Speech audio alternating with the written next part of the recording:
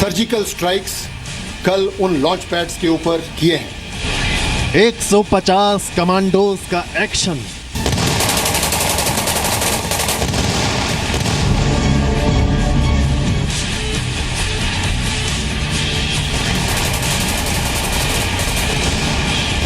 $240 minute का operation.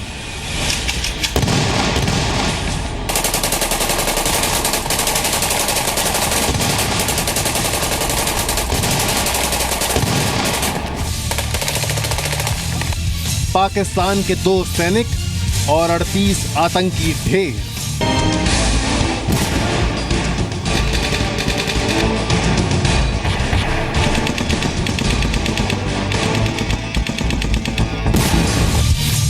$45 साल में पहली बार एलओसी के पार वार। इन काउंटर टेररिस्ट ऑपरेशंस के दौरान आतंकवादी और उनके समर्थकों को भारी नुकसान पहुंचाया गया है और कईयों को उधर मार गिराया गया है। हमने उनको बधाई दी और कहा कि कोई भी टेररिस्ट अटैक या टेररिज्म को ख़त्म करने के लिए जो पाकिस्तान की तरफ से हमारे देश पे थोपा जा रहा है, उस टेररिज्म को ख़त्म करने के लिए जो भी कदम सरकार उठाएगी, हमारा उसका समर्थन हमेशा रहेगा हमारी फौज को।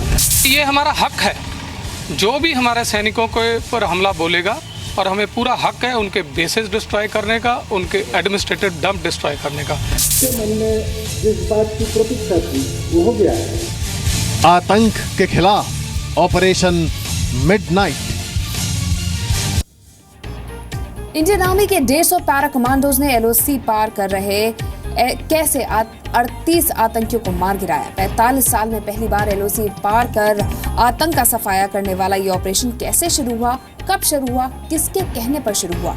एलओसी पार करीब 240 मिनट तक चले ऑपरेशन में आखिर क्या हुआ, देखिए आतंक के खिलाफ ऑपरेशन मिडनाइट की पूरी कहानी।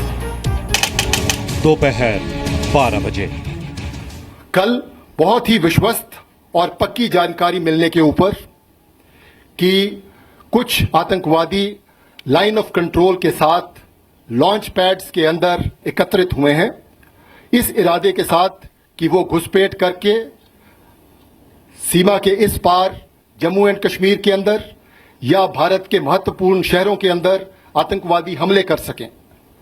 इस खबर को मिलने के बाद भारतीय सेना ने सर्जिकल स्ट्राइक्स कल उन लॉन्च पैड्स के ऊपर किए हैं।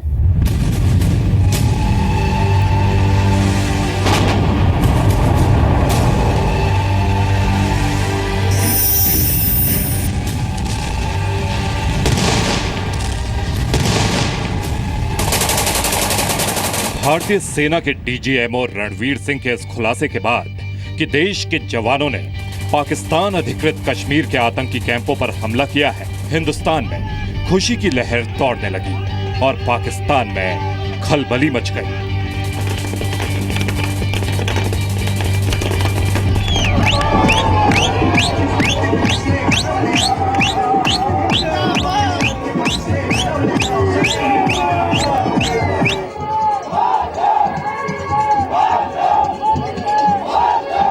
इस ऑपरेशन का लक्ष्य आतंकवादियों के नापाक मंसूबों को विफल करना था, जो कि हमारे देश के नागरिकों के जान माल को नुकसान पहुंचाना चाहते थे। इन काउंटर टेररिस्ट ऑपरेशंस के दौरान आतंकवादी और उनके समर्थकों को भारी नुकसान पहुंचाया गया है और कईयों को उधर मार गिराया गया है। अब आपको बताते हैं कि आखिर सीमा पार इतनी बड़ी सैन्य कार्रवाई को कैसे अंजाम दिया गया।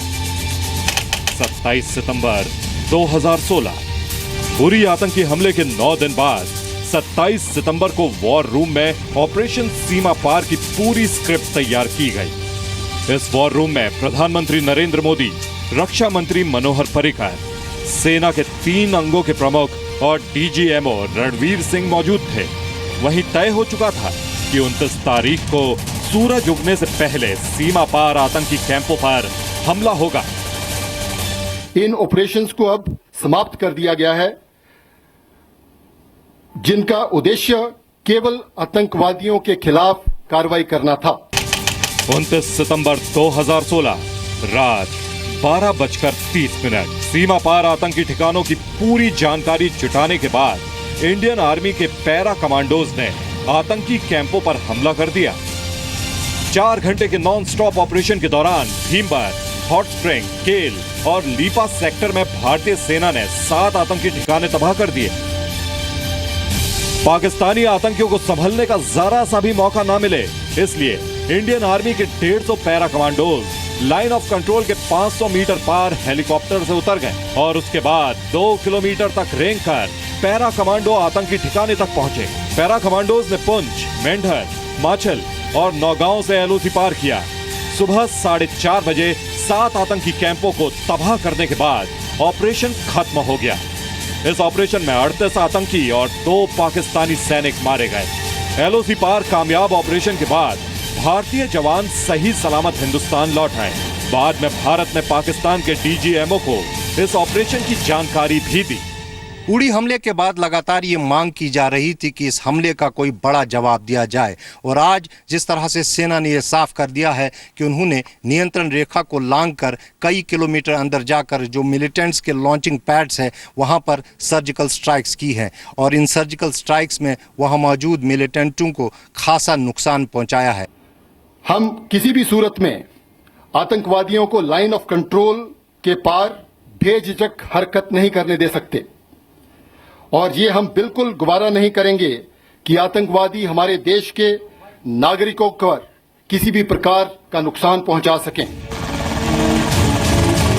आतंक के खिलाफ एलओसी पार ऑपरेशन में शामिल सभी सैनिकों को यह निर्देश दिया गया था कि कोई सबूत और शव छोड़कर नहीं आना है। इस पूरे ऑपरेशन की वीडियोग्राफी यूएवी से की गई है। रक्षा मंत्री मनोहर पर्रिकर ने आतंक के खिलाफ इस कामयाब ऑपरेशन के लिए सेना को बधाई दी। भारत अपने जवानों के खून को कभी माफ नहीं करता है, और जो हमारे प्रधानमंत्री ने कहा, उरी के जवानों के बलिदान व्यर्थ नहीं जाएगा, तो व्यर्थ नहीं जाएगा, आज हमने दिखा दिया कि आतंकवाद सीमा पार से अगर आएगा तो सीमा पर जाकर भी आतंक के खिलाफ कार्रवाई होगी। भारत अपनी सुरक्षा करने की काबिलियत रखता है, और अगर वो अपने आतंकियों के ऊपर काबू नहीं कर पाएंगे तो हम इन आतंकियों के ऊपर हम हमला करेंगे। तीसरा, पाकिस्तान ऑक्युपाइड कश्मीर हमारा हिस्सा है, तो हमने किसी दूसरे देश में प्रवेश नहीं करा। मेरे समझ से यह काम जब मुंबई में आतंकवाद का हमला हुआ था उसी समय मनमोहन सिंह की सरकार को कर देना चाहिए, ताकि आतंकवादियों का मनोबल तब से टूट जाता।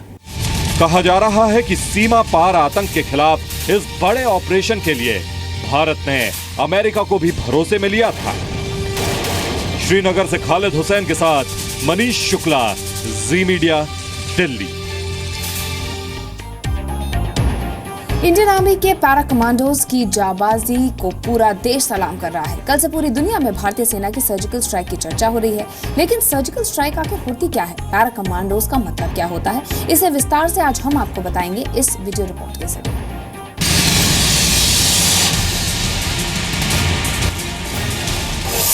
कम वक्त में बड़ी तबाही मतलब सर्जिकल स्ट्राइक। छोटे इलाके में बड़ा धमाका मतलब सर्जिकल स्ट्राइक।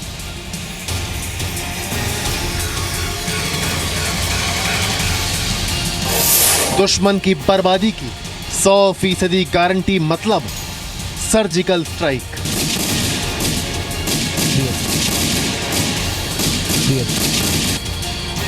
पलक झपकने से पहले धूम धड़ाका हो जाए और दुश्मन की समझ में भी ना आए कि क्या हुआ, उसे कहते हैं सर्जिकल स्ट्राइक।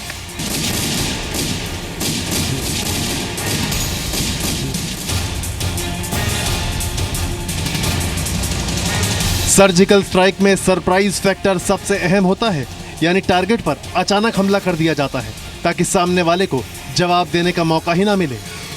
यह सेना के द्वारा किए जाने वाला एक ऐसा नियंत्रित हमला होता है जिसमें किसी खास इलाके में पहले से तय आतंकी ठिकाने पर हमला करके उसे बर्बाद कर दिया जाता है। सेना की स्पेशल फोर्सेस के कमांडो इस ऑपरेशन को अंजाम देते हैं। उनके अटैक को बेहद खास तरीके से डिजाइन किया जाता है। 18 सितंबर को उरी हमले के बाद डीजीएमओ रणबीर सिंह का ये बयान सुनिए और समझिए कि इशारा क्या था।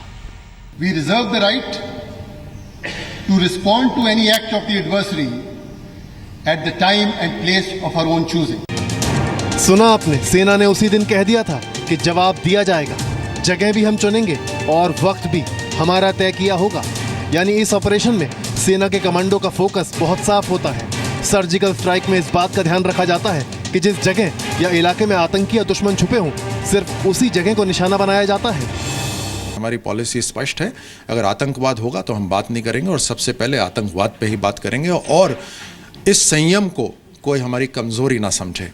इससे पहले हम हमेशा इंतज़ार करते थे कि कब वो सरहद को पार करें और तब हम इन आतंकियों को रोकते थे। इस बार हमने बॉर्डर के ये जो सरहद है उससे पार जाकर उनके जो कैंप हैं उसको वहीं पर ही तबाह करा। इस ऑपरेशन को अंजाम देने के लिए सेना के स्पेशल कमांडो को कमान सौंपी जाती है। जहां भी सर्जिकल स्ट्राइक होती है वहां के बारे में पहले से पुख्ता जानकारी इकट्ठा की जाती है। हेलीकॉप्टर के जरिए लक्ष्य के करीब पहुंचा जाता है। सर्जिकल स्ट्राइक की सबसे अहम बात ये कि इसे टॉप सीक्रेट रखा जाता है।